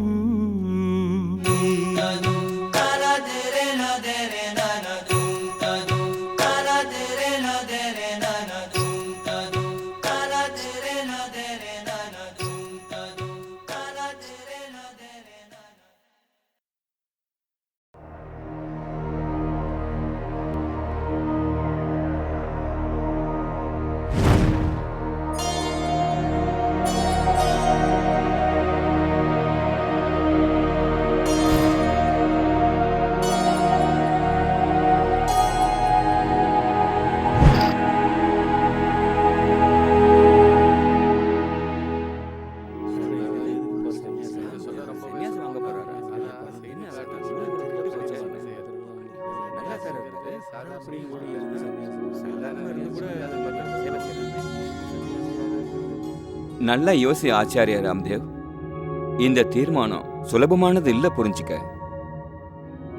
பிரம்மச்சாரி ஆசிரத்தை நீ பெருமைப்படுற அளவுக்கு காப்பாத்தி இருக்க ராம்தேவ். இப்ப நீ கிரகஸ்தாசிரமத்துக்கு போகலாம். நீ போக விரும்பினால். அப்படி போக விரும்பினா யோசிச்சு பாரு, அப்புறம் அன்பு காட்ட முடியாது. அன்பு காட்ட முடியுமே, எல்லையில்லா அன்பு. இவர் சொல்றது குடும்பம், பொண்ணு மேல அன்பு காட்டுறது. நம்ம வாழ்க்கையில அதுக்கும் ஒரு இடம் இருக்குல்ல. யார் அன்பை தேடுறாங்களோ அவங்களுக்கு அன்பு கிடைக்கட்டும். எனக்கு என் பகவான் தான் தாய், தந்தை. அவர்தான் என் முழு குடும்பமும்.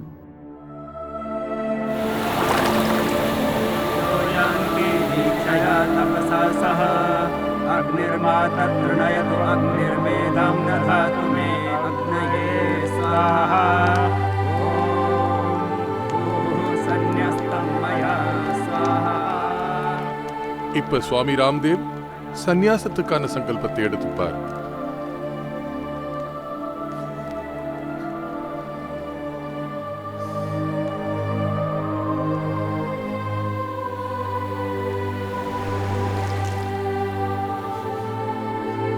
ஓம் புத்ரேஸ்னா वित्तेस्ना लोकेस्ना मया परित्यक्ता मत्ता सर्वभूतेभ्यो अभयमस्तु स्वाहा.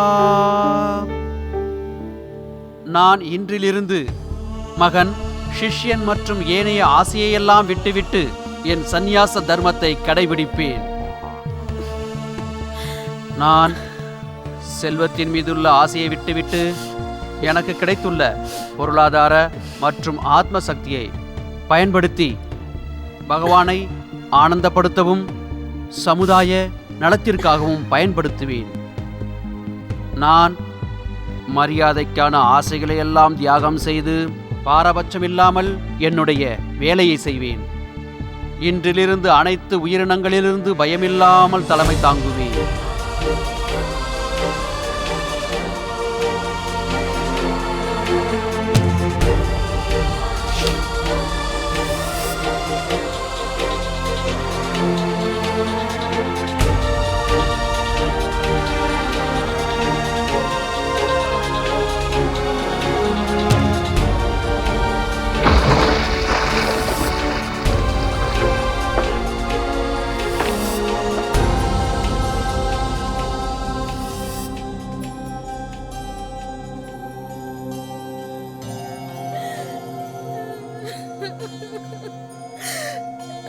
நல்லா இருப்பா. சகோதரி அழாதீங்க. நீங்க உங்க மகர் சுவாமி ராம்தேவை இந்த உலகத்துக்கு அர்ப்பணம் செஞ்சிருக்கீங்க.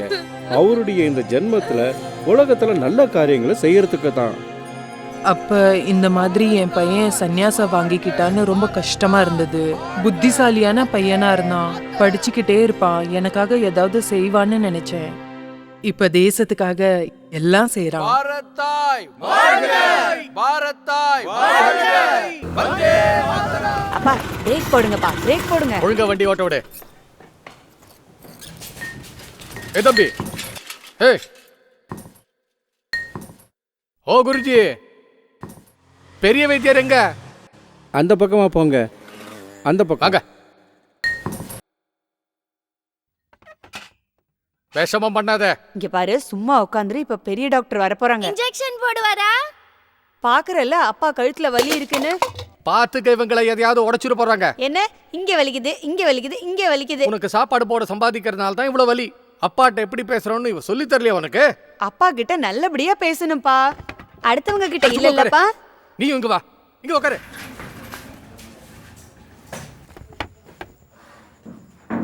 சொல்லுங்க, நீங்க தான் பேஷண்டா? ஆமா, அது நான் என்ன சொல்றேன்னா, நீங்க வெளியில இடிச்சுக்கிட்டு இருந்தீங்க வேலைக்கார மாதிரி. வேஷ்டினால நீங்க ஏதோ கூலிக்காரன்னு நினைச்சேன். ஆமா ஆமா, உட்காருங்க.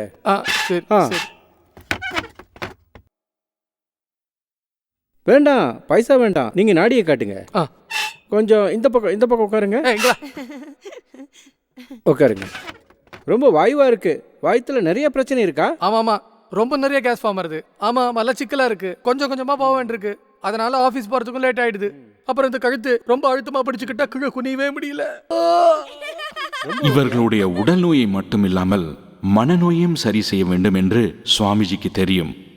மன அழுத்தம் குறைந்தால் நோயும் சரியாகும். மேலும் யோகா ஆரோக்கியமான வாழ்க்கைக்கான வழி. யோகா ஒரு விஞ்ஞான ரீதியான சிகிச்சை முறை. அது நம்மை கோளாறுகள் மற்றும் மன இறுக்கத்திலிருந்து விடுவிக்கிறது. ஆனா எந்த நாடு இந்த யோகா ஆயுர்வேதத்தை உலகம் முழுவதற்கும் வழங்கியதோ அந்த நாட்டிலேயே யோகா ஆயுர்வேதத்திற்கான எதிர்காலம் தென்படலை. அந்த சமயத்தில் ஒரு யோகி களத்தில் இறங்கி யோக சிகிச்சையை விஞ்ஞானத்தின் வடிவமாக இந்தியாவின் ஒவ்வொரு வீடுகளிலும் பரவும்படி செய்தார். வியாதிகளை வீழ்த்த முடியும் என்ற உதாரணத்துடன். 2007 நடந்தது. என் பொண்ணுக்கு ஒரு கண்ணு தெரியாம போயிடுச்சு. டாக்டர் கிட்ட கூட்டிட்டு போனா அப்ப டாக்டர் சொன்னாரு, ஆபரேஷன் பண்ணதுக்கு அப்புறம் கூட பார்வை தெரியற வாய்ப்பு 15% தான் சொன்னாரு. அதுக்கப்புறம் நாங்க சுவாமிஜியோட இன்டர்வியூவை பார்த்ததும் அனலோம் விலோம் பண்ண ஆரம்பிச்சோம். அப்புறம் டாக்டர் சொன்னாரு, அதிசயம் தான். எனக்கு மைக்ரேன் சொல்லப்பட்ட நோய் இருந்துச்சு. எப்போதுமே எனக்கு தலைவலி இருந்துச்சு. அனுலோம் விலோம் கபால்பட்டி பிராணாயம் செஞ்சதுல எனக்கு நல்ல பலன் கிடைச்சது. இப்ப என்னால உணர முடியுது. முகாம்களில் கூட்டம் அதிகமாக ஆரம்பித்தது. இதில் மீடியாவின் பங்கும் இருந்தது. டிவி செட்டின் முன்னால் பார்க்கிலும் பார்க்க முடிந்தது. இப்போது நோய் உள்ளவர்கள் பிராணாயாமம் செய்ய ஆரம்பித்தார்கள். அவர்களுடைய நம்பிக்கை பெருகியது. வியாதி இல்லாமல் இருப்பதற்கு இது ஒரு எளிமையான வழியாக இருக்கிறதா?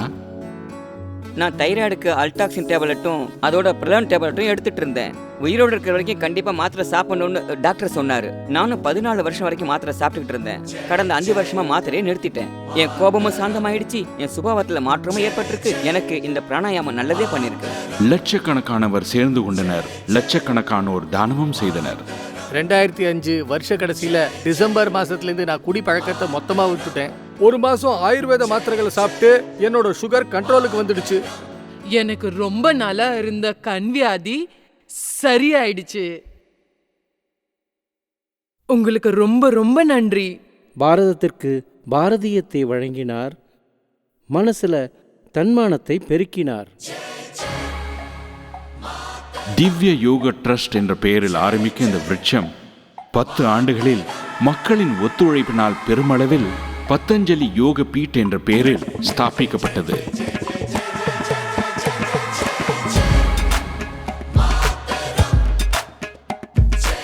அதன்பின் யோகாவும் ஆயுர்வேதமும் ஒன்னோடு ஒன்று சேர்ந்து எல்லார்கிட்டையும் பரவியது.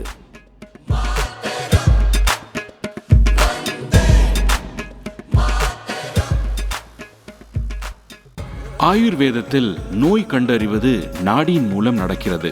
அதன் கூடவே நவீன இயந்திரங்களும் கொண்டு வரப்பட்டன. இந்த ஆஸ்பத்திரியில் ஒவ்வொரு நாளும் ஹோமமும் உலக நன்மைக்காக பிரார்த்தனையும் செய்யப்படுகிறது. குழந்தை பருவத்தில் நடந்ததை போன்றே இந்த யோக இடத்திற்கான துவக்கத்தை இவர்கள் தங்கள் தாயார்களான குலாப் தேவி மற்றும் சுமித்ரா தேவியின் மூலம் செய்தனர்.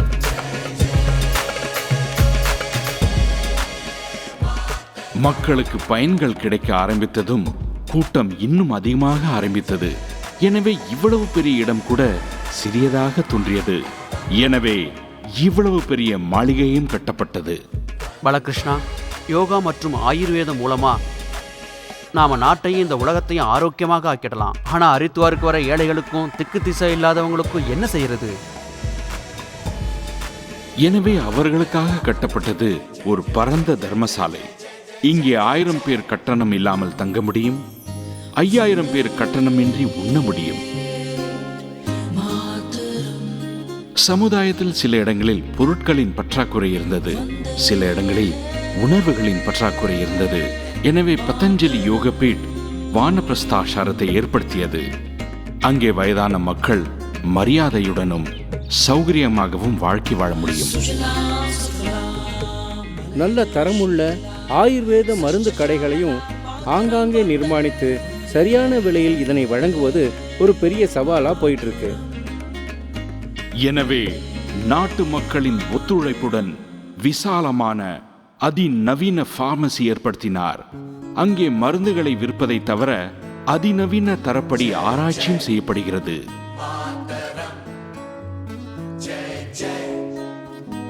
குவாலிட்டி கண்ட்ரோல்ல நாங்க ஸ்பெஷலா கவனம் செலுத்துறோம்.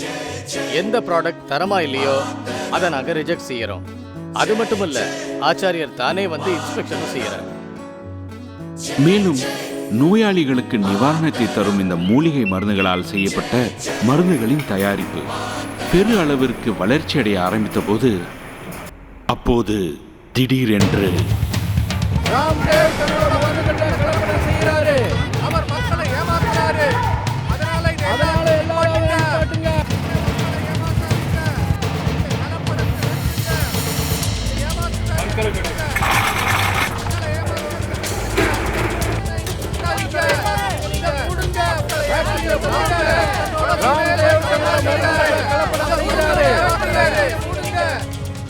அந்த சகோதரி சுமத்திய குற்றம் என்னன்னா, அது சுவாமி ராம்தேவ் தன்னுடைய மருந்துகள்ல மனித மண்ட ஓட்ட கலந்து சட்டவிரோதமான செயலை செய்யறாருன்னு, அவர் மக்களை ஏமாற்றுகிறாருன்னு தான்.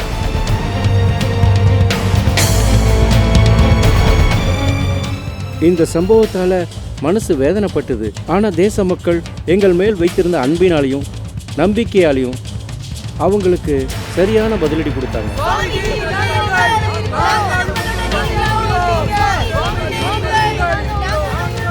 ஒன்றும் இல்லை, இது ஒரு சதி திட்டம். இந்த ஸ்தாபனத்தோட பேரை கெடுக்க, யோகா மற்றும் ஆயுர்வேதத்தோட வேகத்தை குறைப்பதற்கு சுவாமிஜியும் ஆச்சாரியரும் கவனமா பரப்பி இருக்கிறத. இதை தவிர வேற ஒன்றும் இல்லை. உத்தராஞ்சல் அரசாங்கம் ஆசிரமத்திலிருந்து எடுத்துக்கிட்டு போன மருந்துகளோட சாம்பிள்ல எந்த விதமான எலும்புகளோ மனித மண்ட ஓடுகளோ அதுல கலந்திருக்கிறதுக்கான அறிகுறியே இல்லை.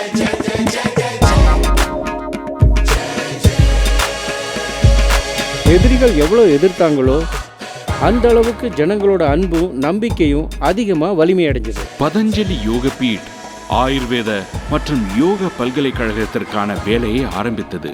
மனிதர்களின் மன இறுக்கத்தை குறைப்பதற்காக ஒரு பெரிய யோக கிராமத்தை நிறுவியது. யோக சிகிச்சை இல்லை என்றால் சரியான சிகிச்சை எங்கே கிடைக்கும்? எனவே ஆயுர்வேத கல்லூரியும் நிறுவியது. பதஞ்சலி யோகபீட் ஆயுர்வேதம் பிரபலமாக இல்லாததால் யோகா சிகிச்சை குறைந்து போனதும் வெகு காலமாக இதில் ஆராய்ச்சி நடக்காமல் இருந்து வந்தது. எனவே இங்கு சரியான ஆயுர்வேத டாக்டர்கள் தயாராயினர். உயிர் தரும் மூலிகைகளை பாதுகாக்கவும் மேம்படுத்தவும் பதஞ்சலி யோகபீட் முயற்சி செய்தது. இவ்வளவு செய்து கொண்டிருந்தனர். ஆனால் டேட்டா அவசியமானது. உலகத்தோட பாஷையில புரிஞ்சுக்கிறது அவசியமானது. அப்படின்னா நல்ல காரியத்தை செய்ய தாமதம் எதுக்கு? அன்பிற்கு கூறிய பாலகிருஷ்ணருக்கு தாமதம் செய்தால் சிறிதும் பிடிக்காது என்று சுவாமிஜிக்கு தெரியும். எனவே கம்ப்யூட்டரில் ஆரோக்கியம் சம்பந்தப்பட்ட யோகாவின் விளைவுகளை பதிவு செய்யப்பட்டன. ஆரோக்கியமாக பாருங்க, ராஜ்யத்துக்கான சேவை அதுக்கு ஒரே ஒரு வழி மட்டும் இல்லை. இப்ப கூட ஆனா நாட்டுல எங்கெல்லாம் துக்கம், வலி, வியாதி அதெல்லாம் இருக்கோ அங்கெல்லாம் நாம கட்டாயம் போயே ஆகணும். பீகாரில் வெள்ளத்தால் பாதிக்கப்பட்டவர்களுக்கு உதவியோ அல்லது சுனாமியால் பாதிக்கப்பட்டவர்களுக்கான உதவியோ அல்லது நாடு முழுவதும் தியாக செய்த வீரர்களுக்கு மரியாதை செய்வதோ அங்கெல்லாம் உதவி செய்ய பதஞ்சலி யோகபீட் முன் வந்தது. கங்கை நதியை காப்பாற்றும் கண்டனத்திலும் எல்லா மதத்தையும் சேர்ந்தவர்களுடன் சேர்ந்து கங்கையை தேசிய பாரம்பரியத்திற்கான நிலையை ஏற்படுத்தி கொடுத்தார். இதற்கு நடுவில் ஆச்சாரிய பாலகிருஷ்ணா விஞ்ஞானிகளுடன் சேர்ந்து சஞ்சீவனை கண்டுபிடித்ததும் ஒரு பெரிய அடியாக இருந்தது. மேலும் ஒரு நோயை களையெடுக்க வேண்டியதாக இருந்தது சுவாமிஜிக்கு. விவசாயிகளின் பொருளாதார பிரச்சனைக்கு தீர்வு காணுவது. இதை செய்து முடிக்க அவர் ஒரு பெரிய ஃபுட் அண்ட் ஹெர்பல் பார்க்கை ஏற்படுத்தி அதற்கான ஒரு சிறிய வழியை கண்டுபிடித்தார். அதன் மூலம் விவசாயிகளுக்கு அவர்களின் கடும் உழைப்பிற்கு சரியான விலை கிடைத்தது. குருகுல கல்வி முறைக்கு என்னவாயிற்று? எந்த குருகுலத்தில் இயற்கைக்கு மீறிய கல்வி முறையை ஏற்றுக்கொள்ள பயப்படாமல் முயற்சிகளையும் சேவைகளையும் செய்வதை கற்றுக் கொடுத்ததோ அந்த குருகுலத்தின் கல்வி முறை அனைவருக்கும் விழிப்புணர்ச்சியை தூண்டி குழந்தைகளை ஊக்குவிக்க வேண்டியதாக இருந்தது. எனவே குருகுல் கிஷன்கட் காசேடா பராமரித்து நடத்தும் வேலையை பதஞ்சலி யோகாபீட் தன் கையில் எடுத்துக்கொண்டது. நாம நவீன கல்வி முறையோட கூடவே நம்ம மண் வாசனையோட இணைஞ்சிருக்கிற ஒரு கல்வி முறையை சேர்ந்து சொல்லிக் கொடுக்கணுங்கிற குருகுலத்தை ஏற்படுத்தணும்னு சுவாமி மகாராஜுக்கு ஒரு ஆசை இருந்தது. சிறிது சிறிதாக உலகம் முழுவதும் பாபா ராம்தேவின் யோக பிரசங்கமும் செயல்களும் ஏற்றுக்கொள்ளப்பட்டன. அவருடைய சமுதாய நற்செயல்களுக்காக நியூ ஜெர்சியிலும் சில சமயம் நியூயார்க்கில் நாசோ கவுண்டியிலும் அவருக்கு தகுந்த வெகுமதி கிடைத்தது. சில சமயம் பிரிட்டிஷ் பார்லிமெண்ட் ஹவுஸ் ஆஃப் காமன்ஸிலும் கிடைத்தது.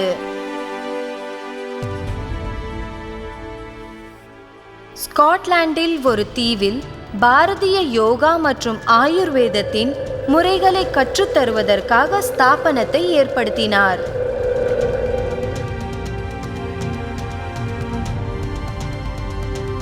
அண்டை நாடான நேபாளத்தில் யோகா மற்றும் ஆயுர்வேத விதிமுறைகளை கற்றுத்தந்து அவர்களுக்கும் உதவி செய்தார். என்ன கேட்கணுப்பா உனக்கு? சுவாமி, உங்களுக்கும் எங்களை மாதிரி 2 கைகள் 2 கால்கள் எல்லார மாதிரி ஒரே தலை தான் இருக்கு. ஆனாலும் உங்களால இந்த எல்லா வேலையும் ஒத்தையில எப்படி செய்ய முடியுது? சுவாமி, ஒரு விஷயம் நாங்க எல்லாரும் தெரிஞ்சுக்க விரும்புறோம். கடந்த 10 வருஷமா உங்களோட 2 பேர் வாழ்க்கையிலயும் எந்த ஒரு வித்தியாசமும் இல்ல. உங்க 2 பேரோட ஒற்றுமைக்கு பின்னாடி என்ன ரகசியம் இருக்கு? ஒரே ஜென்மத்துல இதெல்லாம் செய்ய முடியுமா?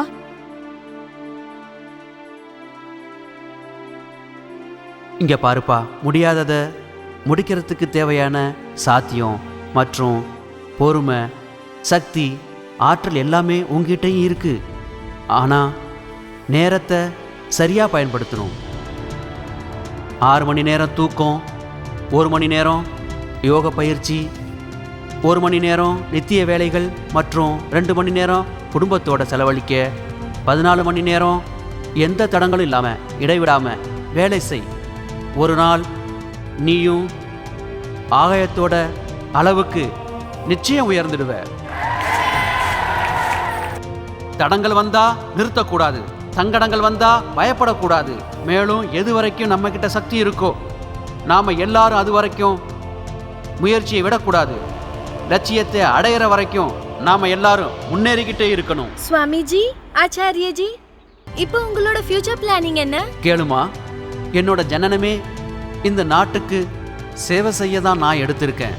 இந்த தேசத்து மண்ணில் விளையிற ஆகாரத்தை சாப்பிட்டுட்டு வாழ்ந்துகிட்டு இருக்கேன்.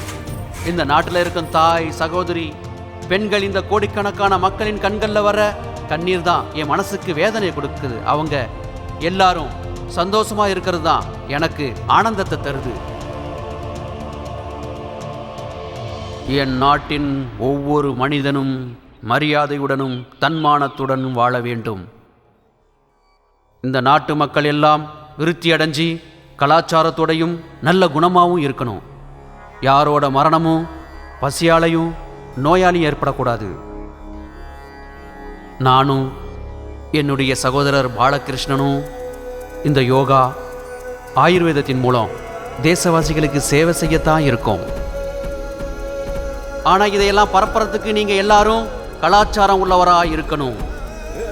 இந்தியாவிலையும் உலகத்திலையும் இதை நிர்மாணிக்க முதல்ல நான் போராட வேண்டியது ஊழலுக்கு எதிராகத்தான். ஊழலுக்கு எதிராகத்தான்.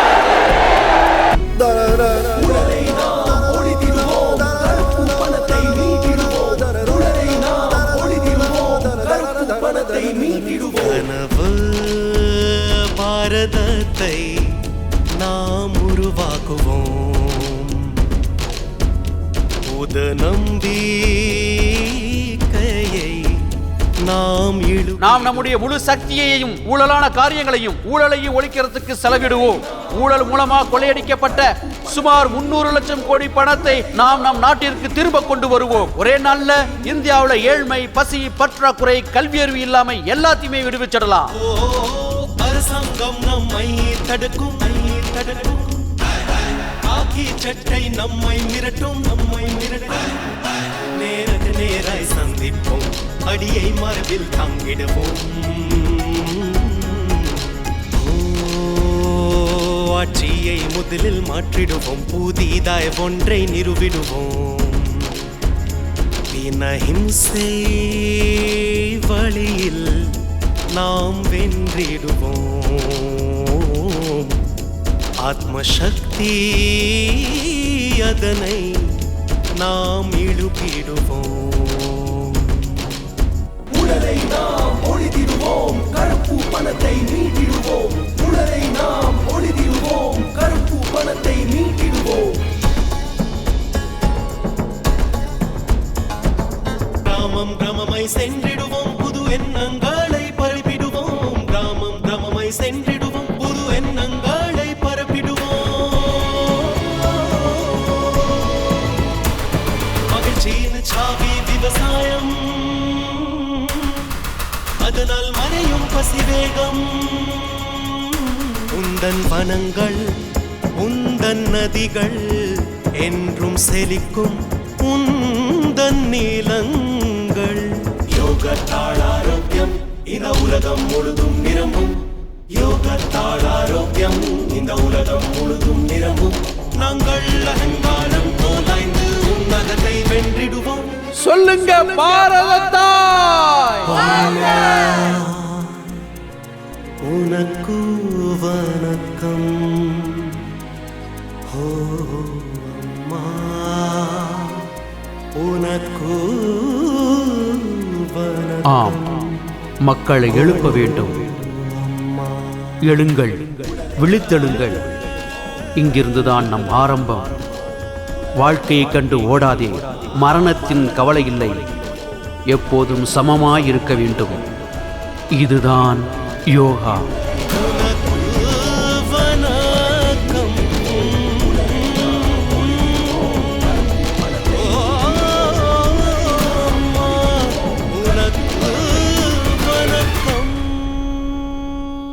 எதற்கும் கவலைப்படாமல், கர்மத்தின் பலனை எதிர்பார்க்காமல் நாம் எல்லோரும் இலக்கை நோக்கி அணிவகுத்து செல்வதுதான் நம்முடைய லட்சியம். சுவாமிஜி, இந்த பாதையில் ஏதாவது பயம் இருக்கிறதா?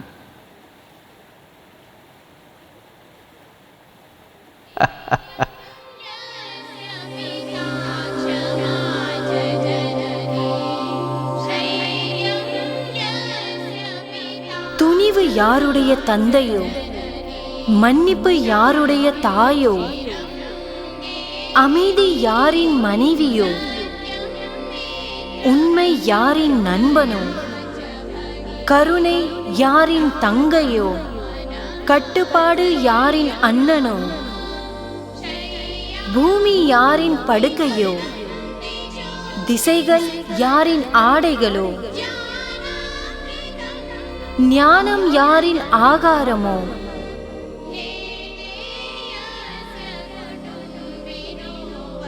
இப்படிப்பட்ட குடும்பஸ்தனான யோகி ஒருவருக்கு யாரை கண்டு பயம்?